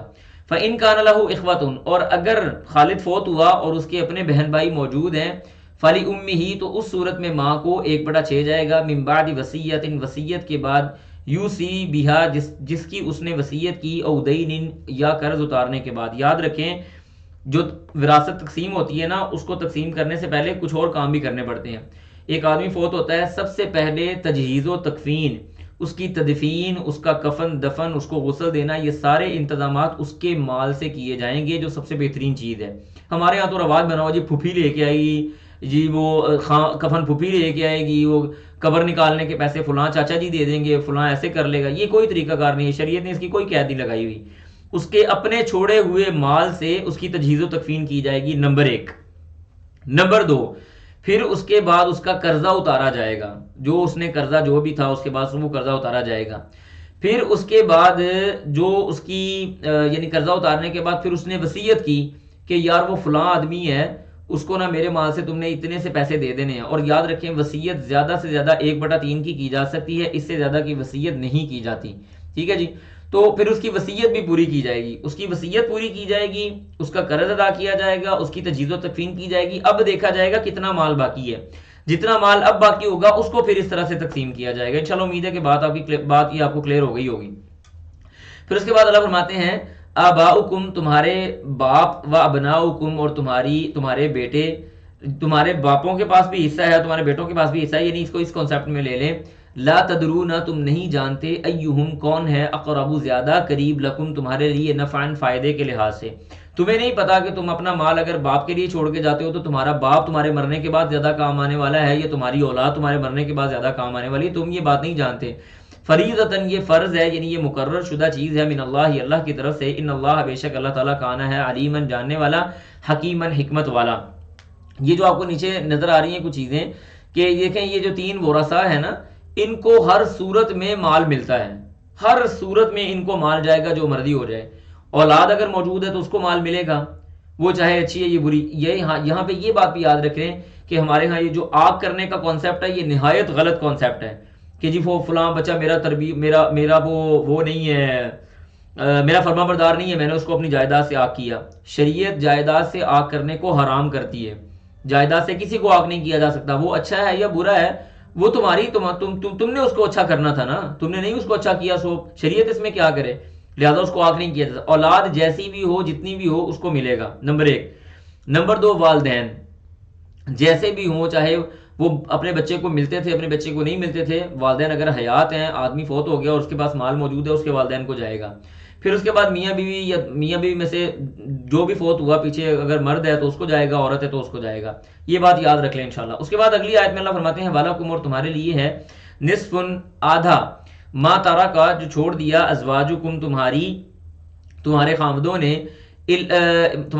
نے، اِلَّمْ یَکُن لَہُنَّ وَلَد اگر ان کے لیے اولاد نہیں ہے. ٹھیک ہے جی. اچھا جی، وَإِلَّمْ يَكُن لَهُنَّ وَلَدٌ اگر ان کے پاس اولاد نہیں ہے، فَإِن كَانَ لَهُنَّ وَلَدٌ فَلَكُمُ الرُّبُعُ مِمَّا تَرَكْنَ مِن بَعْدِ وَصِيَّةٍ يُوصِينَ بِهَا أَوْ دَيْنٍ. یہاں پہ یہ بات ہو رہی ہے، یاد رکھیں کہ ایک آدمی ایک بیوی فوت ہو گئی، بیوی فوت ہونے کے بعد پیچھے ایک خامند بچ گیا. خامند اگر اس بیوی کی اولاد کوئی نہیں ہے، اس بیوی کی کوئی اولاد نہیں ہے، یعنی ان کی کوئی اولاد نہیں ہے، تو مرد کو جائے گا نصف. ٹھیک ہے جی. اور اگر اولاد ہے تو اس کو 1/4 جائے گا، 1/4 حصہ جائے گا، 1/4 اس کو جائے گا. اور اگر اس کی اولاد نہیں ہے، ٹھیک ہے جی، پھر اس کے بعد اللہ کہتے ہیں فَإِن كَانَ لَهُنَّ وَلَدٌ، تو اگر اس کے لیے اولاد ہے فَلَكُمُ الرُّبُعُ، تو تمہارے لیے 1/4 ہے، مما اسی سے ترکنا، جو وہ عورت چھوڑ کے گئی ہے، من بعد وصیت، وصیت کے بعد، یوسینا، جو اس نے وصیت کی، بہا، جس چیز کی، اودین، یا قرض کے بعد. یہاں پہ یہ بار بار آیت آئے گی کہ وصیت اور قرض ادا کرنے کے بعد مال تقسیم ہوگا. پھر اب یہاں پہ جو یہ والی آیت کا حصہ تھا، اس میں جو میت تھی وہ عورت تھی اور پیچھے رہنے والا مرد تھا. اب اگلا ٹکڑا آ رہا ہے، اس کے اندر میت مرد ہے اور پیچھے رہنے والی عورت ہے، یعنی بیوی ہے. فرمایا وَلَهُنَّ، اور ان عورتوں کے لیے الربع 1/4 حصہ ہے، مما ترکتم، جو تم چھوڑ جاؤ، ان لم یکن لکم ولد، کہ اگر تمہارے پاس اولاد نہیں ہے، تمہاری اولاد نہیں ہے تو بیوی کو 1/4 جائے گا. فَإِن كَانَ لَكُمْ وَلَدٌ، اگر تمہاری اولاد موجود ہے، فَلَهُنَّ، تو ان کے لیے ہے الثُّمُنُ 1/8 حصہ، یعنی 8واں حصہ ان کو جائے گا، مما ترکتم، جو تم نے چھوڑا، من بعد وصیت، وصیت کے بعد، توصون، جو تم نے وصیت کی، بہا، جس چیز کی، او دینن، یا قرض ادا کرنے کے بعد. انشاءاللہ امید ہے کہ آیت کلیئر ہوگی. میں اس کو بالکل سادہ سا مزید ایکسپلین کر دیتا ہوں کہ اگر خاوند فوت ہو، پیچھے بیوی بچے، تو بیوی کو اگر اولاد موجود ہے تو 1/8 ملے گا، اولاد موجود نہیں ہے تو 1/4 ملے گا. اگر بیوی فوت ہو جائے اور پیچھے خاوند باقی ہو، اولاد موجود ہے تو خاوند کو 1/4 ملے گا، اولاد موجود نہیں ہے تو خاوند کو 1/2 یعنی کہ نصف حصہ ملے گا. انشاءاللہ امید ہے کہ بات کلیئر ہو گئی ہوگی کسی نہ کسی حد تک. اس کے بعد اگلی آیت آ رہی ہے، اللہ فرماتے ہیں وَإِن كَانَ رَجُلٌ، اور اگر کوئی ہو آدمی، یورث، جو وراثت، جو وارث، میراث والا، کلالتن، کلالہ کہتے ہیں ایسے مرد کو، ایسے بندے کو، ایسی میت کو جس کا نہ تو کوئی باپ ہے نہ اس کی کوئی ماں ہے، اس کا کوئی بھی نہیں ہے، نہ اس کا باپ ہے، نہ ماں ہے، نہ اس کی کوئی اولاد ہے، اس کے اوپر بھی کوئی نہیں ہے اور اس کے نیچے بھی کوئی نہیں ہے، وہ درمیان میں اکیلا ہی فوت ہو گیا، کلالہ اس کو کہتے ہیں. او امراتن، یا کوئی عورت، یعنی کوئی عورت یا مرد جو کلالہ فوت ہو جائے، وَلَهُ أَخٌ أَوْ أُخْتٌ، اس کا ایک بھائی ہے اور ایک بہن ہے. ایک ایک کی بات ہو رہی ہے، دو کی نہیں، یہ بات یہاں پہ کلیئر کر لیجئے گا.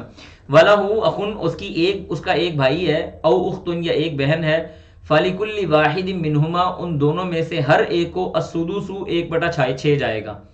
یعنی مثال کے طور پہ احمد فوت ہو گیا، اب احمد کا باپ بھی کوئی نہیں ہے اور احمد کی اولاد بھی کوئی نہیں ہے، لیکن احمد کی ایک بہن ہے فاطمہ اور ایک اس کا بھائی ہے حسن.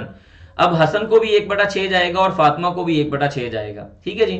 اس کے بعد فرمایا فَإِن كَانُوا أَكْثَرَ، اگر احمد اور حسن کے ساتھ، فاطمہ اور حسن کے ساتھ اور بہت سارے ان کے بہن بھائی موجود ہیں، فَإِن كَانُوا أَكْثَرَ، پس اگر وہ ہے اکثر زیادہ، مِن ذَلِكَ، اس سے، فَهُمْ شُرَكَاءُ، تو وہ شریک ہو جائیں گے، فِي الثُّلُثِ 1/3 حصے میں، من بعد وصیت، وصیت کے بعد، یوسا، جو اس نے وصیت کی، بہا، یوسا، وصیت کی گئی، بہا، جس چیز کی، او دین، یا دین کے بعد، یعنی قرض اور وصیت کے بعد جو مال باقی بچے گا اس کا 1/3 حصے کے اندر وہ سارے کے سارے شریک ہو جائیں گے.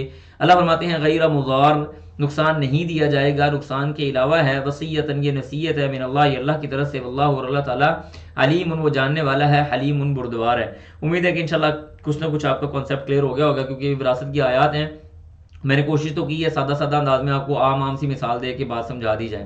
تو یہاں تک وراثت مکمل ہو جاتی ہے. اس کے بعد آگے اللہ سبحانہ و تعالیٰ اگلے صفحے کے اندر وراثت کے بارے میں یہ بات کر رہے ہیں کہ تلک حدود اللہ، یہ اللہ سبحانہ و تعالیٰ کی حدیں ہیں، یہ اللہ سبحانہ و تعالیٰ کی مقرر شدہ حدیں ہیں. ومن یطع اللہ، جس نے پیروی کی اللہ تعالیٰ کی، ورسولہ، اور اس کے رسول کی، یدخلہ، وہ داخل کرے گا اس کو، جنات، جنت میں، تجری چلتی ہوں گی، من تحتہا، اس کے نیچے سے، الانہار، نہریں، خالدین فیہا، وہ اس میں ہمیشہ ہمیش رہیں گے.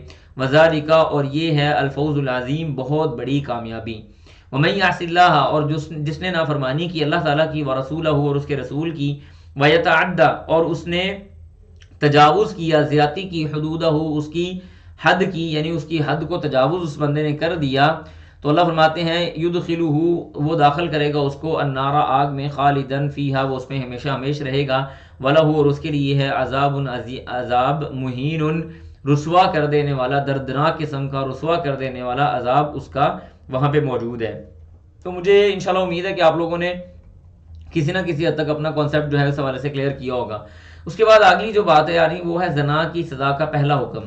زنا کی سزا کا میں آپ کو یہاں پہ آپ کا کانسیپٹ کلیئر کر دوں کہ زنا کی جو ابھی سزا مقرر ہے شریعت کے اندر وہ یہ ہے کہ اگر شادی شدہ آدمی زنا کرے گا تو اس کو رجم کر دیا جائے گا، اور اگر غیر شادی شدہ آدمی یا عورت زنا کریں گے تو ان کو 100 کوڑے لگائے جائیں گے اور 1 سال کے لیے جلا وطن کیا جائے گا. یہ ہے ابھی جو سزا موجود ہے. یہ والی جو آیات ہمارے سامنے آ رہی ہیں یہ پہلا حکم تھا. اس کے بعد دوسرا حکم جو آیا اس نے آ کے اس پہلے حکم کے اندر تھوڑا سا اضافہ کر دیا.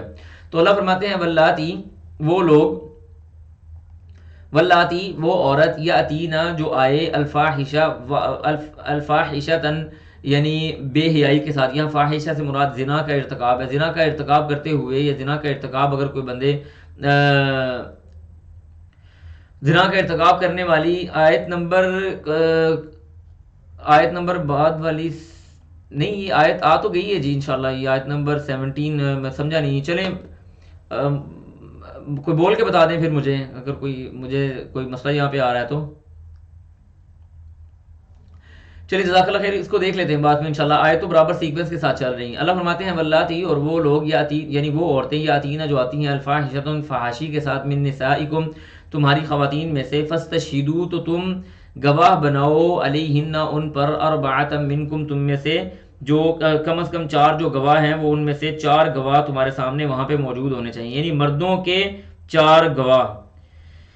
ٹھیک ہے جی، مردوں میں سے 4 جو گواہ ہیں وہ موجود ہونے چاہیے. یاد رکھیں جو یہ والے معاملات ہیں زنا وغیرہ والے، اس کے اندر خواتین کی گواہی نہیں قابل قبول. یعنی ایسے نہیں ہے کہ 1 مرد اور 2 عورتیں گواہی دے دیں یا 2 مرد اور 4 عورتیں گواہی دے دیں، ایسے نہیں ہوگا. اس میں مردوں کی ہی گواہی چلے گی. اللہ فرماتے ہیں فاستشہدوا تو گواہی دیں علیہن ان پر اربعۃ 4 لوگ منکم تم میں سے.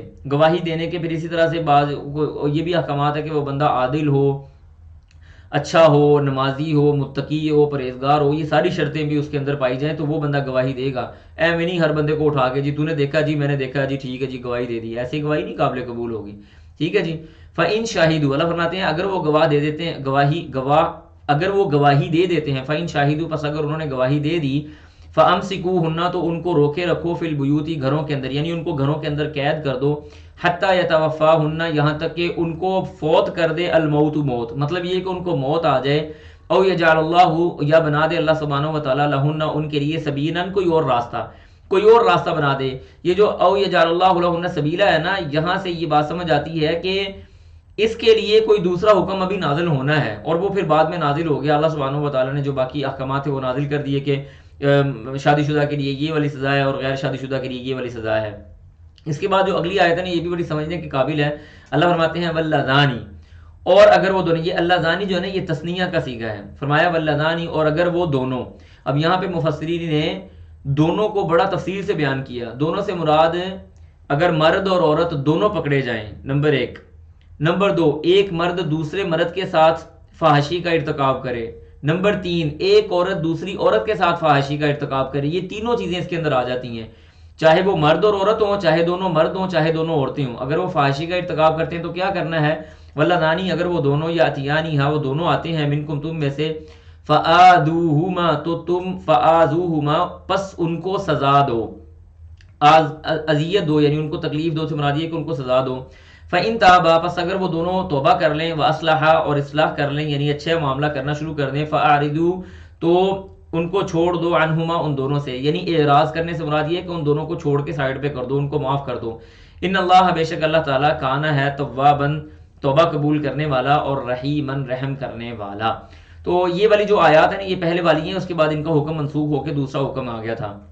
اس کے بعد اللہ فرماتے ہیں توبہ کے حوالے سے انما التوبۃ بے شک توبہ علی اللہ اللہ تعالیٰ یعنی توبہ قبول کرتا ہے اللہ تعالیٰ للذین ان لوگوں کی یعملون جنہوں نے کوئی عمل کیا السوء برا عمل بجہالت جہالت کی حالت میں ثم پھر یتوبون انہوں نے توبہ کی من قریب فوراً ہی فاولئک پس یہی ہیں یتوب اللہ علیہم اللہ تعالیٰ ان کی توبہ کو قبول کرتا ہے. وکان اللہ اور اللہ تعالیٰ ہے علیماً جاننے والا حکیماً حکمت والا. یاد رکھیں کہ توبہ کی قبولیت کے لیے یہ بات بڑی ضروری ہے کہ انسان جہالت کی حالت سے مراد یہ نہیں کہ اس کو علم نہیں تھا، وہ تو ہے ہی ہے نا. وہ تو اللہ سبحانہ و تعالیٰ کے رسول نے فرمایا کہ میری امت سے جہالت کو اللہ نے اٹھا لیا ہے. کہ ایک آدمی نیا مسلمان ہوا ہے لیکن اس کو یہ نہیں پتا کہ شراب حرام ہے، وہ مسلمان ہو گیا لیکن وہ شراب پی رہا ہے. یہ واقعہ ہمارے استاد نے خود ہمیں بتایا.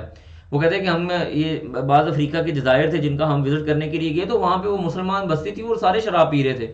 ہم نے ان کو کہا کہ تم لوگ یہ کیا کر رہے ہو؟ کہنے لگے ہمیں تو نہیں پتا کہ شراب حرام ہے. جب ہم نے ان کو بتایا تو انہوں نے شراب چھوڑی. تو اس سے پہلے پہلے جب ان کے پاس علم نہیں ہے کسی بندے کے پاس، اس کے پاس کوئی معاملہ ہوتا ہے تو وہ تو ویسے ہی اللہ نے معاف رکھا ہوا ہے. یہاں پہ جو جہالت ہے نا، اس سے مراد یہ بھی ہے کہ ایک آدمی جانتا ہے کہ یہ فلاں کام برائی کا ہے، اس کے باوجود وہ شیطان کے بہکاوے میں غیر دانستہ طور پہ اس گناہ کا ارتکاب کرنا شروع کر دیتا ہے، یا اس گناہ کے اندر داخل ہو جاتا ہے. گناہ کرنے کے فوراً بعد اس کو احساس ہوتا ہے کہ نہیں میں نے تو غلطی کر لی ہے، ثم یتوبون من قریب، وہ فوراً اللہ کی طرف رجوع کرتا ہے. اس اپنی توبہ کو ڈیلے نہیں کرتا کہ چلو یار کل کر لیں گے، پرسوں کر لیں گے، گناہ ہو گیا ٹھیک ہے، کوئی مسئلے والی بات نہیں، اتنی بڑی بات نہیں ہے، لیکن رجوع فوراً کر لینا چاہیے. احساس شرمندگی انسان کے اندر فوراً پیدا ہو جانا چاہیے. تو جو لوگ فوراً رجوع بھی نہیں کرتے اور دانستہ طور پہ گناہ کرتے ہیں، اللہ کہتے ہیں کہ ان کی توبہ کوئی مسئلہ نہیں ہے، ہم ان کی توبہ قبول کریں گے جنہوں نے غیر دانستہ طور پہ گناہ کیا اور پھر فوری طور پہ اللہ کی طرف رجوع کر لیا، تو اللہ تعالیٰ اس کی توبہ قبول کرنے والا ہے. جیسے یہاں پہ یہ آیت اگلی آ بھی رہی ہے، اللہ فرماتے ہیں ولیست، اور نہیں ہے التوبۃ توبہ للذین، ان لوگوں کے لیے یعملون جنہوں نے عمل کیا السیئات برائی کا، اتنا عمل برائی کا کیا، حتیٰ یہاں تک کہ اذا جب حضر آ گیا یا حاضر ہو گیا، احدہم ان میں سے کسی ایک کے پاس الموت موت، جب ان میں سے کسی ایک کے پاس موت حاضر ہوگی، قالا تو اس نے کہا انی بے شک میں تبت توبہ کرتا ہوں الآن اب، یعنی توبہ اب آ گئی. رسول اللہ صلی اللہ علیہ وسلم نے فرمایا کہ توبہ کے دروازے کھلے ہیں یہاں تک کہ کسی آدمی کی جان یہاں اس حلق کے اندر نہ آ جائے. جب انسان کی جان اس حلق کے اندر آ جاتی ہے، یعنی وہ سکرات الموت اس کے اوپر طاری ہو گئی، اس کو موت نظر آنا شروع ہو گئی، پھر وہ توبہ کرے تو اس کی کوئی توبہ نہیں ہے. اسی طرح جب سورج مغرب سے نکلنا شروع ہو جائے گا قیامت کے قریب، ابھی سورج مشرق سے نکلتا ہے، قیامت کے وقت سورج مغرب سے نکلے گا، جب سورج مغرب سے نکل آئے گا اس وقت جو لوگ موجود ہوں گے ان کی توبہ بھی قبول نہیں کی جائے گی، وہ چاہے جتنی مرضی توبہ کرتے رہیں. تو یہاں پہ اللہ نے فرمایا حتیٰ یہاں تک کہ اذا جب آ جائے احدہم ان میں سے کسی ایک کے پاس الموت موت، قالا تو اس نے کہا انی تبت بے شک میں توبہ کرتا ہوں الآن اب. اللہ فرماتے ہیں وللذین، اور نہ ہی ان لوگوں کی توبہ قبول ہے یموتون جو مر گئے وہم کفار اس حالت میں کہ وہ کافر تھے، اولئک یہی ہیں اعتدنا ہم نے تیار کر رکھا ہے لہم ان کے لیے عذابا علیما دردناک عذاب. اگلے صفحے کے اندر اللہ سبحانہ و تعالیٰ جو بات بیان کر رہے ہیں یہ بھی بڑی زبردست آیات ہیں. اللہ فرماتے ہیں یا ایھا الذین، اور یہ ہمارا میرے خیال سے انشاءاللہ باذن اللہ جو ہے وہ آخری صفحہ ہوگا انشاءاللہ باذن اللہ.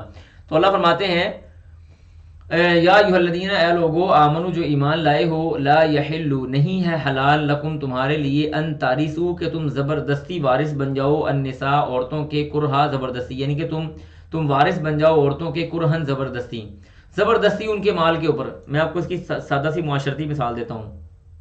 سادہ سی مثال ہمارے ہاں عام چلتی ہے، میں اس لیے وہ مثال دے رہا ہوں. ایک عورت ہے جس کو اس کے باپ کی طرف سے وراثت ملنی ہے 5 روپے یا 10 روپے، اگزامپل دے رہا ہوں. اب یہ جو اس کا خامند ہے نا، یہ اس کے مال کے اوپر نظر رکھ کے بیٹھا ہوا ہے کہ کب اس کے باپ کی طرف سے اس کو مال آئے اور یہ فٹافٹ اس کو ہڑپ کر جائے یا اس کے اوپر بیٹھ جائے. یاد رکھیں جو خواتین کا مال ہے نا، خواتین 110% اس کی مالک ہیں.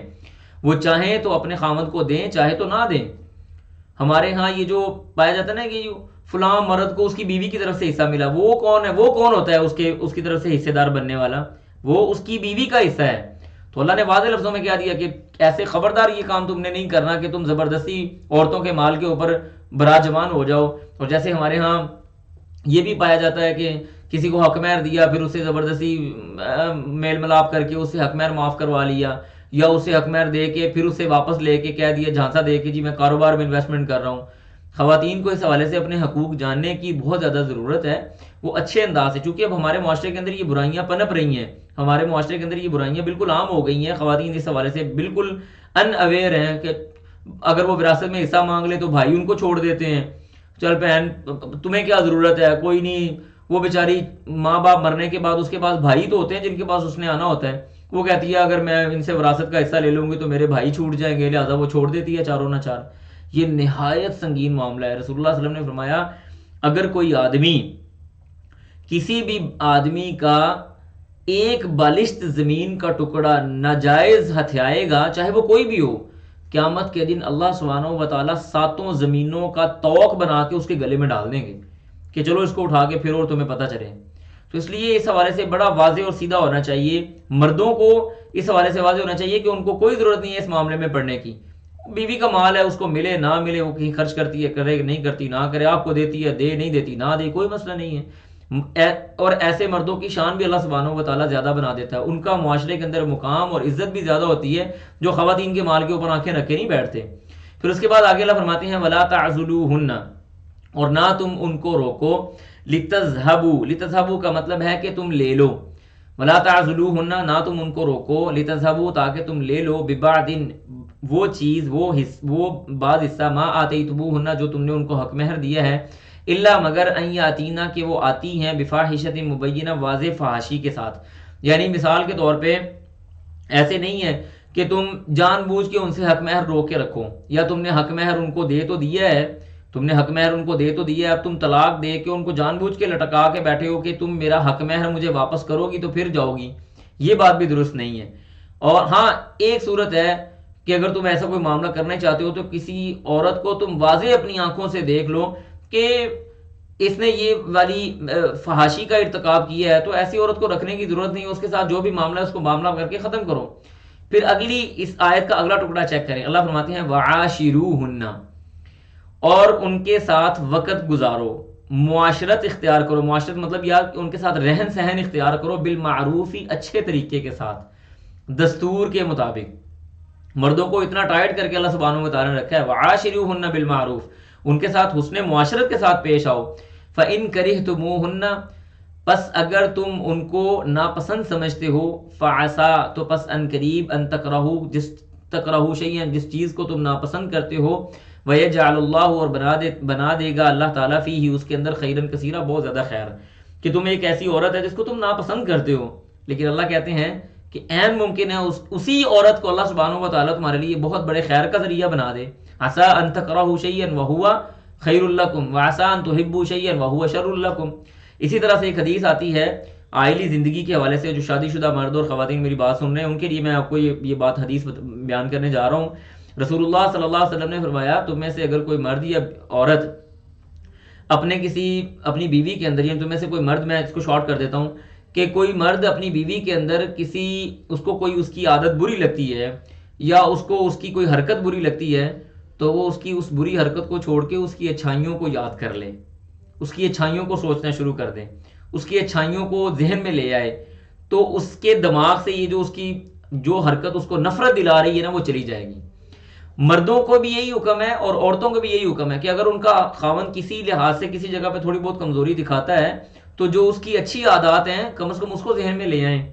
یہ تو نہیں ہے کہ اگر اس کے اندر 100 اچھائیاں اور ایک برائی ہے اور آپ اس کی ایک برائی کو 100 اچھائیوں کے اوپر حاوی کر دیں، یہ تو بہت بری بات ہے۔ یہی حکم مردوں کا، یہی عورتوں کا ہے۔ لہٰذا گھر کے اندر رہنے کے لیے ایک تو برداشت ضروری ہے، وَعَاشِرُوهُنَّ بِالْمَعْرُوفِ کا مطلب بھی یہی ہے۔ خواتین کو یہ چاہیے کہ جتنی ان کے خامدوں کی کمائی ہے اسی کے اندر گزارا اور قناعت اختیار کریں، وَعَاشِرُوهُنَّ بِالْمَعْرُوفِ، اس کے بچوں کی اچھی تربیت کریں، وَعَاشِرُوهُنَّ بِالْمَعْرُوفِ، اس کی عدم موجودگی میں اپنی عزت کی حفاظت کریں، وَعَاشِرُوهُنَّ بِالْمَعْرُوفِ، اس کے راز کو کسی اپنے بہن بھائی کے ساتھ شیئر نہ کرے، راز کو فاش نہ کرے، وَعَاشِرُوهُنَّ بِالْمَعْرُوفِ، اگر وہ کسی جگہ پریشان ہے تو اس کو دلاسا دے، وَعَاشِرُوهُنَّ بِالْمَعْرُوفِ۔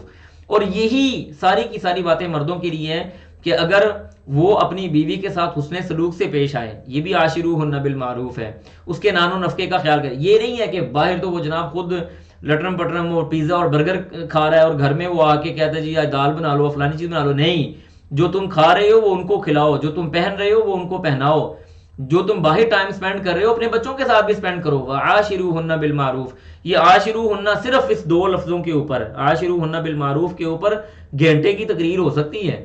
اللہ سبحانہ و تعالیٰ نے اتنا یعنی کوزے کے اندر سمندر بند کیا ہوا ہے اس کے اندر، تو ہمیں اس بات کو سوچنا چاہیے۔ اس کے بعد اگلی آیات کے اندر اللہ سبحانہ و تعالیٰ بات بیان کرتے ہیں وَإِنْ أَرَدْتُمْ، چلیں کوئی بھی معاملہ چلا ہی نہیں، مثال کے طور پہ ان کیس آخری جگہ یہ آ گئی کہ اب ہم نے علیحدگی اختیار کرنی ہے، فرمایا وَإِنْ أَرَدْتُمْ، اور اگر تم ارادہ کرو استبدال زوجن، بیوی کو بدلنے کا، مکان زوجن، دوسری بیوی کی جگہ پہ، تو پھر تم کیا کرو، وَآتَيْتُمْ، اور تم نے دیا احداہن، ان میں سے کسی ایک کو، قنطاراً، خزانہ، تم نے اگر ان کو حق مہر کے طور پہ خزانہ بھی دیا ہے نا، فَلَا تَأْخُذُوا مِنْهُ شَيْئًا، تو اس سے ایک دانہ بھی نہیں لینا تم نے، فَلَا تَأْخُذُوا، پس تم نہ پکڑو، مِنْهُ شَيْئًا، اس سے ہلکی سی بھی چیز، کہ تم نے اگر کروڑوں اربوں بھی دیا ہے اس کو حق مہر، اب تم نے عورت بدلنے کا فیصلہ کر ہی لیا ہے، اس کو تم نے چھوڑ دینا ہے، دوسری بیوی تم نے لے آنی ہے، تو جو اس کو تم نے حق مہر دیا اور جو تم نے مال اس کو دیا ہوا ہے اس کو واپس نہ لو، کچھ بھی نہیں لینا اس میں سے. اتأخذونہ، اللہ تعالیٰ فرماتے ہیں، بڑی زبردست یہ بھی آیت ہے کہ اتأخذونہ، کیا تم وہ لیتے ہو، یعنی کیا تم وہ لیتے ہو، اتأخذونہ کیا تم وہ لیتے ہو، بہتان لگا کر، و اسمن اور گناہ کے ساتھ، مبینا واضح، یعنی تمہارا یہ جو مال لینا ہے نا، گویا کہ اس کے اوپر بہتان لگانے والی بات ہے اور واضح اور کھلا یہ گناہ ہے، تم نے اس سے مال نہیں لینا. پھر اگلی آیت میں اللہ فرماتے ہیں وَكَيْفَ تَأْخُذُونَ، تم کیسے اس مال کو لے سکتے ہو، وَقَدْ أَفْضَى بَعْضُكُمْ إِلَىٰ بَعْضٍ، کہ تم ایک دوسرے، وقد اور تحقیق، افضا پہنچ چکا ہے، بعضکم الی بعض، تم ایک دوسرے کے پاس پہنچ چکے ہو. مطلب یہاں پہ کیا ہے کہ تم نے ایک دوسرے کے ساتھ ازدواجی تعلقات قائم کر لیے ہیں، تم ایک دوسرے کے ساتھ ملاپ کر لیا ہے، ایک دوسرے سے اچھے معاملات کر لیے ہیں، جسمانی معاملات کر لیے ہیں. اس چیز نے جہاں پہ پہنچنا تھا وہ یہاں پہنچ چکی اور اس چیز نے جہاں پہنچنا تھا وہ وہاں پہنچ چکی. پھر اس سب کے باوجود تمہارا حق ہی نہیں بنتا کہ تم اس سے حق مہر واپس لو. جیسے ہم نے سورۃ طلاق میں پڑھا تھا نا کہ اگر کسی نے کسی عورت کو چھوا نہ ہو، ہم بستری نہ کی ہو، اس کے ساتھ ازدواجی تعلقات قائم نہ کی ہو، تو وہ حق مہر لے سکتا ہے، کوئی مسئلے والی بات نہیں، حق مہر روک سکتا ہے، اگر دے دے تو اچھا ہے. پھر اس کے بعد اللہ کہتے ہیں وَأَخَذْنَا مِنْكُمْ مِيثَاقًا غَلِيظًا، وَأَخَذْنَا اور پکڑا ہے اس نے، مِنْكُمْ تم میں سے، مِيثَاقًا غَلِيظًا سخت ترین وعدہ، یعنی یہ سخت وعدہ ہے، کھلا وعدہ ہے کہ جو تم نے ان کے ساتھ لیا ہے. ٹھیک ہے، یہ پختہ وعدہ ہے جو انہوں نے جو تم سے لیا ہے. اس کے بعد اگلی آیت میں اللہ فرماتے ہیں وَلَا تَنْكِحُوا، اور نہ تم نکاح کرو، مَا نَكَحَ جس سے نکاح کیا ہے، آباؤکم تمہارے باپ نے، تمہارے باپوں نے، من النساء عورتوں میں سے. مطلب کیا ہو گیا کہ ایک تو وہ عورت ہے جو آپ کی سگی ماں ہے، اور ایک وہ عورت ہے جس کے ساتھ آپ کے باپ نے نکاح کیا ہے، اس کے ساتھ آپ کا نکاح نہیں ہو سکتا الا مگر ما قد سلف، جو اس سے پہلے گزر چکا. یعنی دور جاہلیت کے اندر لوگ اس طرح کرتے تھے کہ اگر باپ فوت ہو گیا تو اپنی ماں جو سوتیلی ماں ہوتی تھی اس کے ساتھ وہ خود نکاح کر لیتا تھا بندہ. تو اللہ سبحانہ و تعالیٰ نے یہاں پہ یہ بات بیان کر دی کہ جو پہلے ہو چکے نکاح، وہ نکاح واپس کرنے کی ضرورت نہیں ہے، لیکن آئندہ کے بعد ایسے نہیں ہوگا کہ تم اپنے باپ کی بیوی کے ساتھ نکاح کر لو. انہو کان فاحشہ، اللہ کہتے ہیں یہ تو فحاشی ہے، ومقتن اور یہ غضب کی بات ہے، وساء سبیلا اور بہت برا راستہ ہے. پھر اس کے بعد اگلی آیت جو ہے یہ بڑی زبردست آیت آ رہی ہے اور اس کے اندر مکمل جو رشتہ دار کون کون سے، میں آپ کو ایک بات بتا دوں، دیکھیں یہ بات یاد رکھیں کہ ہمارے پاس حرمت والے جو رشتے ہوتے ہیں نا، ان کی مختلف قسم کی اقسام ہوتی ہیں. آگے جا کے انشاءاللہ وہ بات آ رہی ہے، وہاں پہ جا کے ڈیٹیل کے ساتھ بات ہوتی ہے. ان آیت کو بھی اچھی طرح سے سمجھ لیں اور یہاں پہ یہ بات یاد رکھیں. ہمارے ہاں پردے کے حوالے سے ایک مسکنسیپشن بھی پائی جاتی ہے کہ جی وہ یہ میرے بہنوئی ہیں، میں نے ان سے پردہ نہیں کرنا، یہ تو میرے محرم ہیں. یاد رکھیں ہر وہ شخص جس کے ساتھ کسی بھی وجہ سے کسی بھی حالت میں جا کے نکاح قائم ہو سکتا ہے، اس سے پردے کا حکم ہے، چاہے وہ کوئی بھی ہے.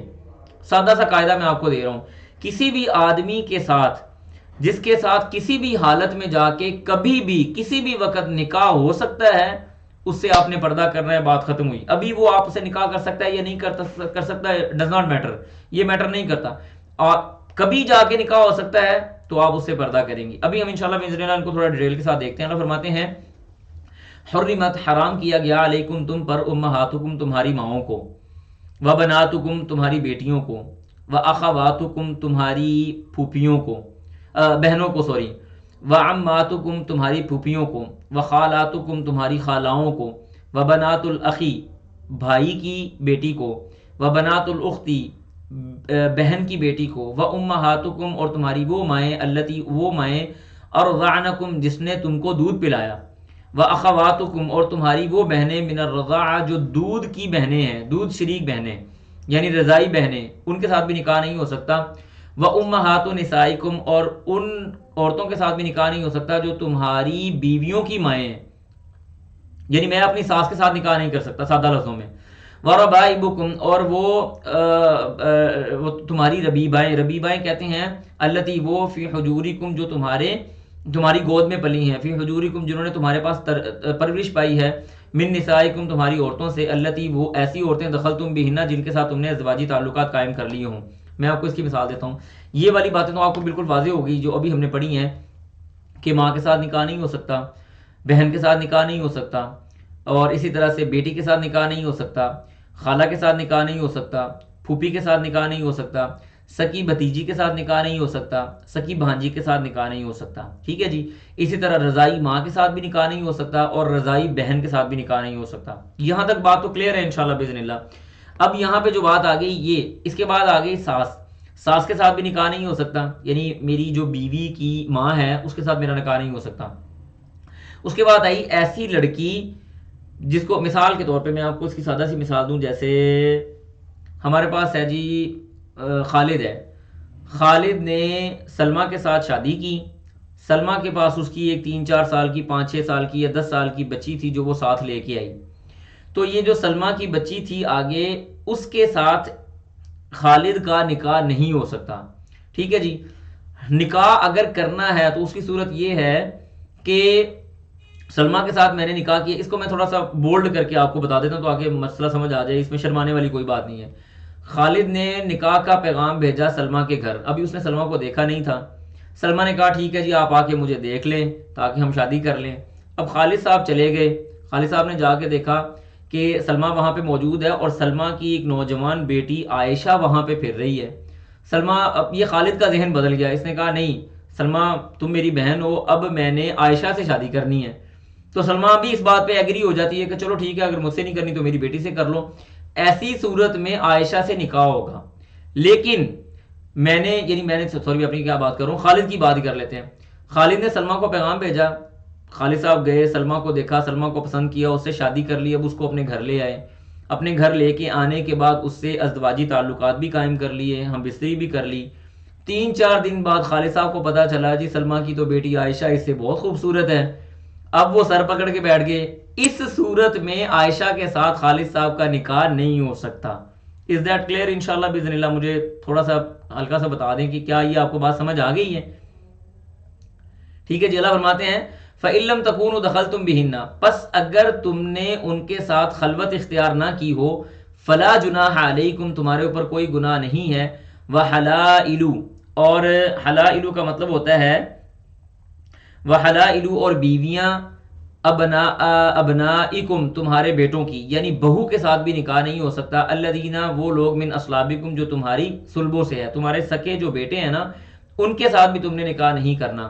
وَأَن تَجْمَعُوا، اور یہ کہ تم جمع کرو، بین الاختین، دو بہنوں کو اکٹھا بھی جمع نہیں کیا جا سکتا، یہ بھی بات یاد رکھ لیں، دو بہنوں کو اکٹھا بھی جمع ہرگز نہیں کیا جا سکتا، الا مگر ما قد سلف، جو اس سے پہلے گزر گیا، یعنی اگر کسی نے اس سے پہلے دو بہنوں کے ساتھ نکاح کیا ہوا تھا تو وہ رکھ سکتا ہے، اس حکم کے آنے کے بعد اب دو بہنوں کو اکٹھے نکاح میں نہیں رکھا جا سکتا، سگی بہنوں کو، کزن کو نہیں، کزن سسٹرز کی بات نہیں ہو رہی، سگی بہنوں کی بات ہو رہی ہے۔ ان اللہ، بے شک اللہ تعالیٰ، کانا، وہ ہے، غفور الرحیم، معاف کرنے والا، رحم کرنے والا۔ اس سلائیڈ کو آپ بڑی اچھی طرح سے دیکھ لیں تو آپ کو بات چیزیں واضح ہو جائیں گی۔ دیکھیں، ایک نکاح وہ حرام ہوتا ہے جو نسب کی وجہ سے نکاح حرام ہوتا ہے، ان کے اندر کیا آ جاتی ہیں؟ مائیں آ جاتی ہیں، بنات بیٹیاں آ جاتی ہیں، اخوات بہنیں آ جاتی ہیں، عمات خالائیں پھپھیاں آ جاتی ہیں، خالات اور اس طرح خالائیں آ جاتی ہیں، بنات الاخ بھتیجیاں آ جاتی ہیں، بنات الاخت بھانجیاں آ جاتی ہیں۔ پھر اس کے بعد ہے سسرالی رشتہ دار جن سے نکاح نہیں ہو سکتا، امہات نسائکم، ساس کے ساتھ نہیں ہو سکتا، وربائبکم اللاتی فی حجورکم من نسائکم اللاتی دخلتم بہن، وہ عورتیں جن کے ساتھ تم نے نکاح کیا، ہم بستری بھی کر لی، اور ان کی جو بیٹیاں ان کے ساتھ آئی ہیں ان کے ساتھ نکاح نہیں ہو سکتا۔ فإن لم تکونوا دخلتم بہن فلا جناح علیکم، اگر ان کے ساتھ ہم بستری نہیں کی تو پھر ادھر جا سکتے ہیں آپ۔ وحلائل ابنائکم الذین من اصلابکم، بہو کے ساتھ نکاح نہیں ہو سکتا، ٹھیک ہے جی۔ پھر اس کے بعد وہ رشتے جن سے نکاح رضاعت کی وجہ سے حرام ہے، رسول اللہ صلی اللہ علیہ وسلم کی حدیث ہے، آپ نے سامنے فرمایا یحرم من الرضاعۃ ما یحرم من النسب، کہ رضاعت کے ساتھ جو رشتہ داریاں نسب کی وجہ سے حرام ہے، جن سے نکاح نہیں ہو سکتا، رضاعت بھی آ کے انہی رشتہ داریوں کو حرام کر دیتی ہے، ٹھیک ہے انشاءاللہ باذن اللہ۔ اس کے بعد آگے فرمایا جن کو ایک وقت میں ہم نکاح میں جمع نہیں کر سکتے، وہ کیا ہیں؟ وَأَن تَجْمَعُوا بَيْنَ الْأُخْتَيْنِ، دو بہنوں کو آپس میں نکاح میں نہیں جمع کر سکتے، الا ما قد سلف۔ اس حدیث کے مطابق خالہ اور بھانجی، پھوپھی اور بھتیجی بھی ایک ساتھ نکاح میں جمع نہیں کیا جا سکتا، یعنی یہاں پہ یہ بات بھی یاد رکھیں کہ حدیث کے مطابق، رسول اللہ صلی اللہ علیہ وسلم کی حدیث کے مطابق یہ بات بھی نہیں کی جا سکتی کہ میں ایک پھوپھی کے ساتھ شادی کر لوں اور پھر اس کی بھتیجی کے ساتھ شادی کر لوں، یا کسی خاتون کے ساتھ میں نے شادی کی اور ایٹ دا سیم ٹائم اس کی جو بھانجی ہے اس کے ساتھ بھی شادی کر لوں۔ پھوپھی اور بھتیجی کو بھی نکاح میں شامل نہیں کیا جا سکتا، بھانجی اور خالہ کو بھی نکاح میں شامل نہیں کیا جا سکتا، اور دو سگی بہنوں کو بھی ایک وقت میں جمع نہیں کیا جا سکتا. تو انشاءاللہ امید ہے کہ کسی نہ کسی حد تک آپ کا جو کانسیپٹ ہے وہ کلیئر ہو چکا ہوگا، کیونکہ یہ ساری وراثت کی آیات تھیں، اور وراثت کی آیات جو ہوتی ہیں ان کو بھی تھوڑا دیکھنا پڑتا ہے، اور پھر یہ والی جو حرمت والی آیات ہوتی ہیں ان کو بھی دیکھنا پڑتا ہے. پردے کے حوالے سے جو زیادہ ضروری اور اہم بات تھی وہ میں نے آپ کو بتا دی، اس کا میں نے آپ کو سادہ قاعدہ دیا ہے. کوئی آپ کو لمبی چوڑی بحث میں پڑھنے کی ضرورت نہیں ہے جی یہ میرا بہنوئی ہے، یہ میرے پھپھا جی ہیں، یہ میرا فلاں ہے، یہ میرا فلاں ہے. جس آدمی کے ساتھ بھی آپ کا کسی بھی وقت جا کے نکاح ممکن ہے اس سے پردہ ہے، بات ختم ہوئی. مثال کے طور پہ میری زوجہ محترمہ حیات ہیں مثال کے طور پہ، اب میں ان کی بہنوں کے ساتھ شادی نہیں کر سکتا اپنی بیوی کی موجودگی میں، لیکن اگر میری بیوی کو اللہ حیاتی لمبی دے، لیکن اگر وہ فوت ہو جاتی ہیں مثال کے طور پہ، تو کل میں ان کی کسی بھی بہن کے ساتھ شادی کر سکتا ہوں. تو یہاں پہ اپنی بیوی کے جانے کے بعد میں اس کی بہن سے شادی کر سکتا ہوں، لہٰذا میری جو ہوگی سسٹر ان لاز ہوں گی وہ مجھ سے پردہ کریں گی. اسی طرح پھوپھی کو میں کسی کی پھوپھی کے ساتھ میں نے شادی کی ہے، اس کی بھتیجی کے ساتھ میں شادی نہیں کر سکتا، لیکن اگر پھوپھی رخصت ہو جاتی ہے، اللہ کو پیاری ہو جاتی ہے، تو میں اس بھتیجی کے ساتھ شادی کر سکتا ہوں. تو لہٰذا اس بھتیجی کو اپنے پھوپھا سے پردہ کرنا ضروری ہے. کسی راکٹ سائنس کی ضرورت نہیں ہے، سادہ سا میں نے آپ کو قاعدہ دیا ہے، انشاءاللہ اگر آپ کو سمجھ آ جائے. ہر وہ آدمی، ہر وہ رشتہ دار جس سے کبھی بھی کسی بھی وقت میں جا کے نکاح پاسبل ہے، آپ اس سے پردہ کریں گی. دیٹس اٹ، بات ختم ہوئی. تو انشاءاللہ امید ہے کہ یہ بات کلیئر ہو چکی ہوگی. اللہ سبحانہ و تعالیٰ مجھے بھی اور آپ کو بھی سمجھنے کر عمل کرنے کی توفیق عطا فرمائے.